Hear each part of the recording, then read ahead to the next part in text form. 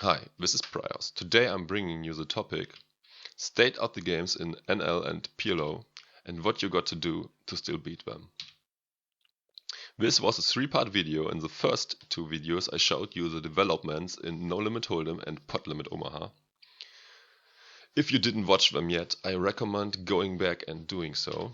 The third video will be a comparison between No Limit Hold'em and Pot Limit Omaha plus my final thoughts and the conclusion. Let's start with the comparison. Theory-wise, No Limit is better solved than PLO. You can get a good idea what the GTO solution might be in No Limit with the help of PLO Solver. In PLO, you just can try to figure out GTO solutions on your own without software help. This is because No Limit is the more popular game and also the less complex. Having a lot more combinations of possible starting hands and also more complicated post-flop scenarios due to the increase of 2 to 4 whole card makes PLO harder to analyze, learn and master. My conclusion is, no matter which of these 2 games is your favorite, you need to steadily improve your game. Best way to do that is using all the software I presented to you in the past videos. First, you should get an expert in using your tracker. By creating your own personalized HUD. HUD stands for Heads Up Display, that you can make the best decisions possible while in game.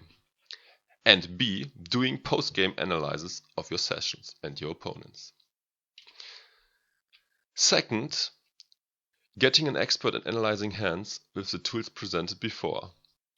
This is, if you don't remember, Pro Poker Tools, Poker Juice, Cardrunners EV and PO Solver. And doing a lot of equity analysis will make you an expert in guessing your opponent's range and making the right decisions in close spots. It will also help you to balance your range with right and will give you an extra edge even against other racks, as many of them are not investing as much time in theory as you should. Now I will give you my final thoughts. It doesn't matter if you play PLO or No Limit. Both games have their pros and cons. It's a choice of personal preference which one you play. To always have the biggest range of games to choose from, it would be best to be good at both. Unfortunately, it will be hard to become a top rack in 2 different games and only a small amount of players can do so. Most will just be mediocre racks in both games. That's why it might be better to just play one.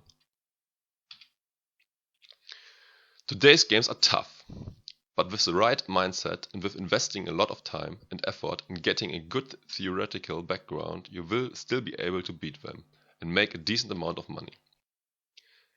There's a lot of good content on the internet, for example strategy articles, forums and paid video instructional sites.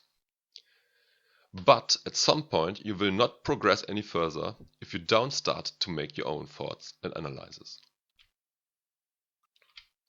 Another huge factor in making money is game selection.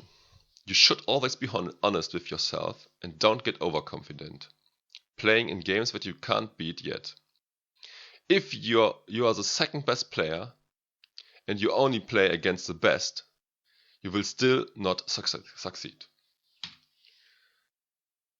I hope this was informative. Thanks for watching. If you liked the video, please subscribe or give me a like. Also feel free to comment. Bye.